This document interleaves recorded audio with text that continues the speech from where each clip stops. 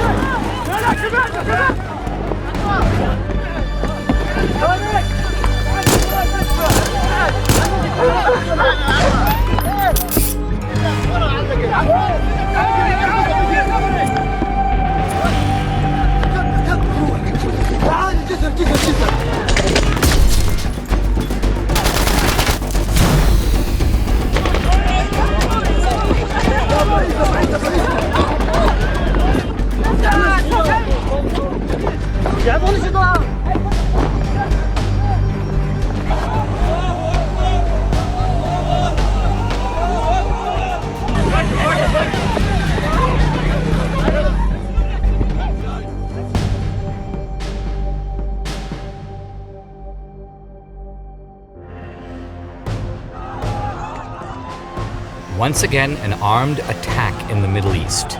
But this time, it's different.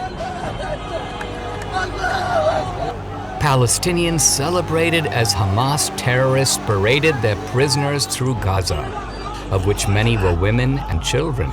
October 7th is a day that will forever live in infamy. They raped women, they beheaded men, they killed parents in front of their children, and children in front of their parents. It was the bloodiest attack on the Jewish people since the Holocaust.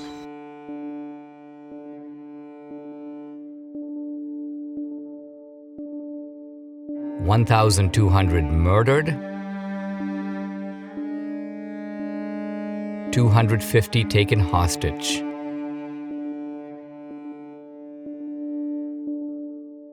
The Israelis intercepted a call from a Hamas terrorist during the attack.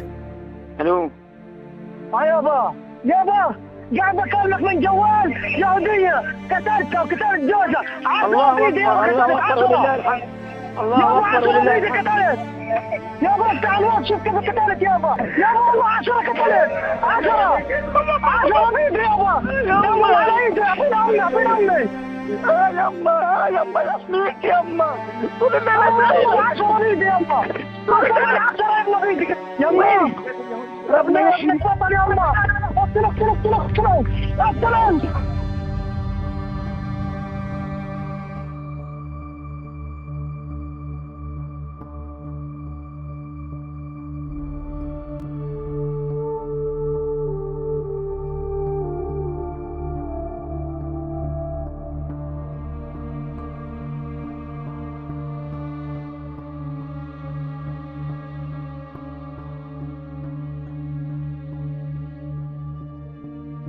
Rafaela Treistman and her boyfriend Hanani Glazer were at the Nova Festival 3 miles from the Gaza border.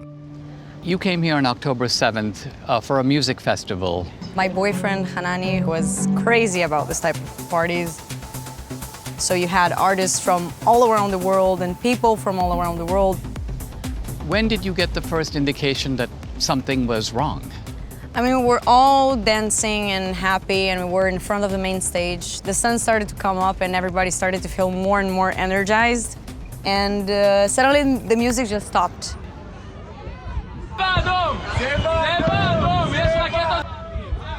Yeah. And then we started hearing a lot of rockets, and we started seeing from Gaza, which is from there, a lot of rockets in the sky. And we started running.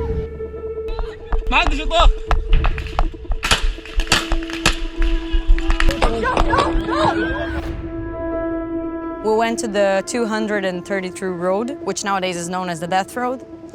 And we started running and searching for shelter because in every bus station you have a road shelter, which is basically these small blocks of cement with no door. And we got into one of those in hope that would be all the protection that we need. And we were wrong. We sat at the very back of the shelter, and a few minutes after, a lot of people started to come inside.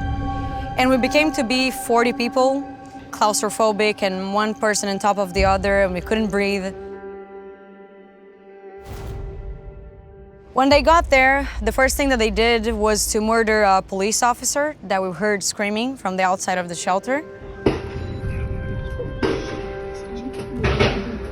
Everyone that tried to get outside was shot. Now they threw inside gas grenades, shrapnel grenades, hand grenades. And they started taking people out and burning bodies outside randomly. And what are you doing? Are you crouching I down? was in the floor are you at under the bottom? people, And yeah. they were just piled on top of Yes. you? It was just a huge mess and blood everywhere and parts and people dismembered and very badly injured. And I just stayed like that for about 5 hours. Out of the 40 people, only 10 survived. So 30 were murdered inside of the shelter. Hanani also tried to get out. When I got out, I saw Hanani's body at the entrance.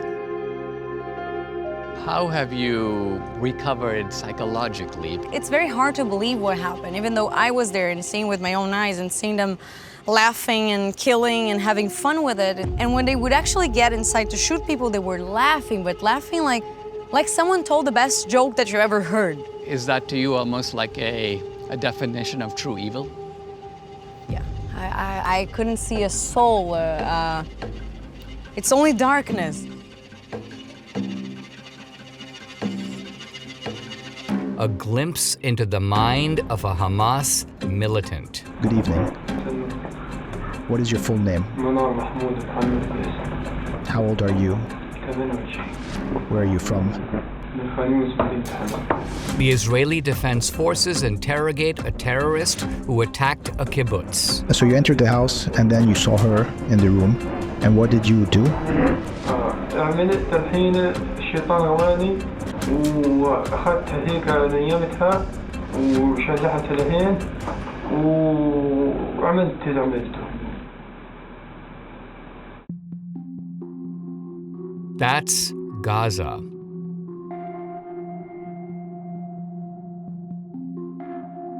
I didn't expect to be here. When we came to Israel, our friend said, "What are you doing? There's a war going on. You're not going to Gaza, are you?" We said, "Of course not." But here we are.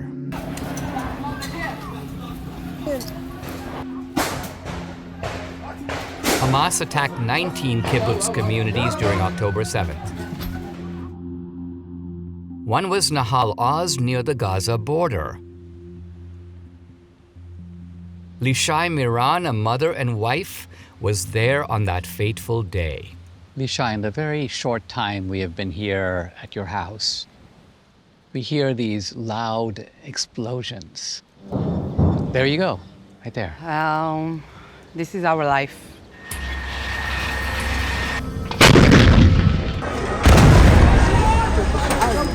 While we were filming near the Gaza border, the IDF was targeting terrorists. Machine gun fire and artillery rounds were constant. How far is it from here to the Gaza border? We are 700 meters from Gaza border. 700 meters. Yeah, that's it. On October 7th, what happened? We were here in our home, and when everything starts, we go to our safe room. Lishai, her husband Omri, and 2 children sheltered in place. But around 9, we start to hear the shooting and the yelling.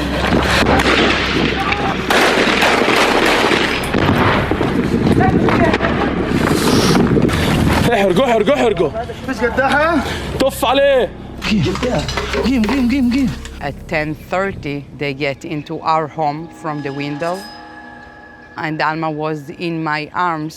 I put my hand on her mouth because I really scared that she start to yelling or crying. مين هذا الشاب؟ لا سلم حالك شوف تعال اطلع سلم حالك. And after 2 minutes, we hear a lot of people inside our home. They start to yelling at us to get out from the safe room. Meanwhile, Lishai's neighbors are being held captive. Come with me. Come with me. Talk to him to open the door. The terrorists themselves live-streamed the video. Tell him go out. The neighbor's son is forced to Lishai's home. And then we hear a voice in Hebrew. Please open the door, because if you don't open the door, they are going to kill you and they are going to kill me, so please open the door. You recognize the voice? Yeah, we recognize the voice. We decide to open the door, and then we see that we have inside our little home 5 monsters. They took us to another home, and then we're sitting over there, 2 families together. The terrorists killed the teenage boy, whose name is Tomer Arava. Then they kidnapped Lishai's husband. They just took him. And you haven't seen him since? No. And we are still waiting. And if she says to you, where is my dad? Where's my father? What is your answer to her now? Told her the daddy in Gaza. שלום, אני אורי מירן, והיום אני בן 48, וזהו יום ההולדת השני שאני עובר פה. אי אפשר להגיד חוגג, אני עובר פה בשבי החמאס. This is a propaganda video released by Hamas the day we interviewed Lishai. What do you think is the driving force behind this kind of barbaric and evil behavior? I can't really understand this. You know, if I don't want to get into the devil and the monster's mind. You know, all this was a blood, and there is a body over there, and we saw all the things. Things you don't expect to see in your lifetime, right? Not me, and of course, not my children. The Jewish always say never again, but unfortunately never again happened in October 7. They came here to our kibbutz, to our home. They burned, they raped, they killed, they kidnapped people and children. Seems to me, Jonathan, one of the unique aspects of your work is the way in which you use the Bible as a kind of interpretive key to unlock the significance of large current events. The Bible gives a premise that God is behind the world. He operates in the world. He uses history. He uses world events. And we can interpret current events in the light of what came before, but also in the light of what's coming. I'm walking along the Gaza border, which was overrun by terrorists on October 7th. It's an eerie feeling. This is a region where there seem to be no solutions, and there's not even a clear idea of what the problems are.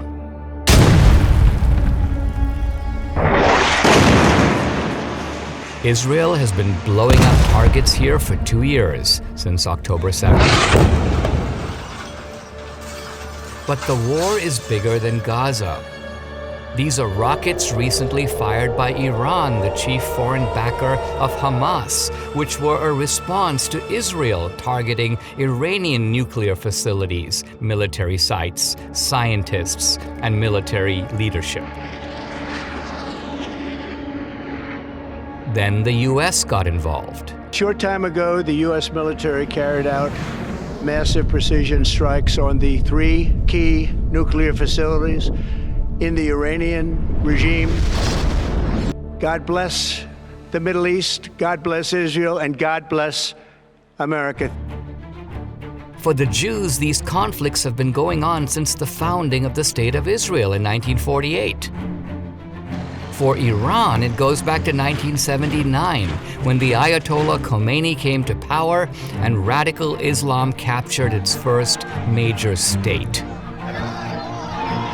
But in some ways, the conflict has deeper roots. It goes back to the founding of Islam itself in the 7th century.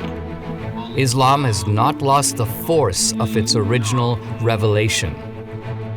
The Jews claim to be the original inhabitants of this land, going back to the time of Abraham. The Lord had said to Abram, "Go from your country, your people, and your father's household, to the land I will show you, and I will make you into a great nation, and I will bless you." Genesis 12:1-2. Yet all of this is highly contested. Globally, the political left blames Israel for the conflict and supports the Palestinian claim to the land of Israel from the river to the sea.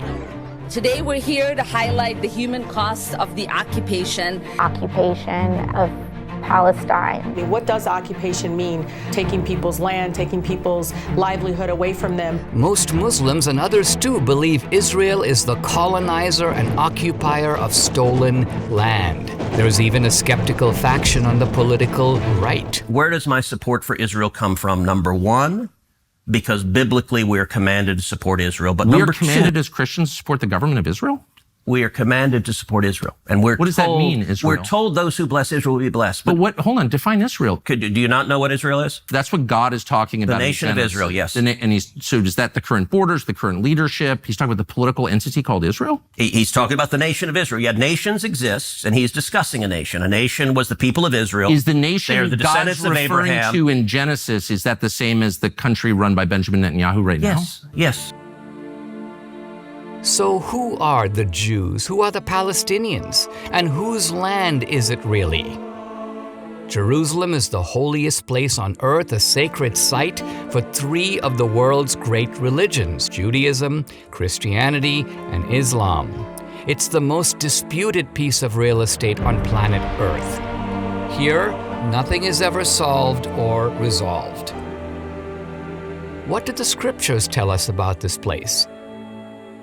Are today's conflicts connected to what the Bible calls the end times? Could the fate of the world, of humanity itself, be somehow tied to this place?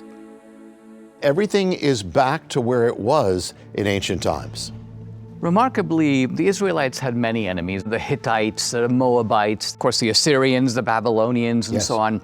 But it seems like the Philistines were a persistent and maybe in some ways the most long-lasting enemy of Israel. The prophets, when it speaks about the Philistines, it says, you have this ancient hatred, this vengeance for Israel.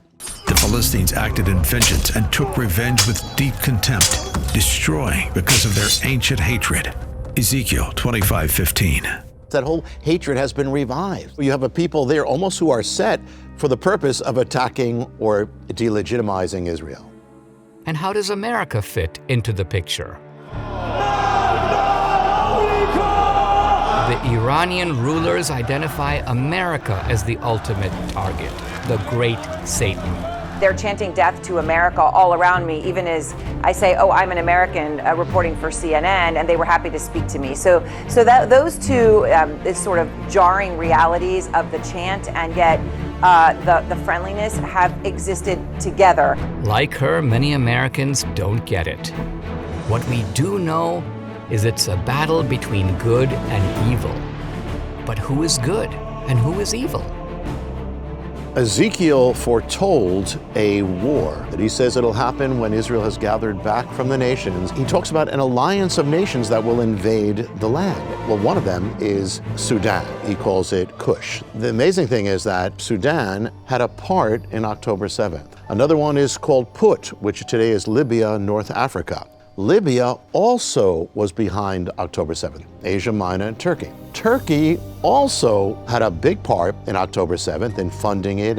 And the other one he mentions is Paras, which is Iran, which is the key of all this. The Iranian Revolution actually moved us into Bible prophecy because now Iran is the arch enemy of Israel. All these nations that Ezekiel actually mentions tells us we are aligning up specifically with Bible prophecy. It is racing forward. And the 4 horsemen of the apocalypse depicted in the book of Revelation, you speak about the colors of the apocalypse. The first horse, it says, was white. which linked to conquest. The second is red, linked to war. The third one is black, which represents famine. And the last one, the fourth one, is green or pale green, which represents death. Now, the amazing thing is, the colors of the apocalypse have actually been manifesting in our world as never before, because the flag of Palestine is white for the white horse, red for the red horse, black for the black horse, and green for the green horse, the colors of the apocalypse. The enemy takes the things of God and he desecrates them.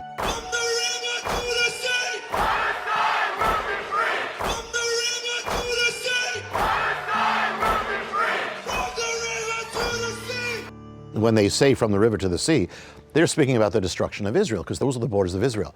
But it comes from thousands of years ago when God gave Abraham and his descendants, he promised them the land.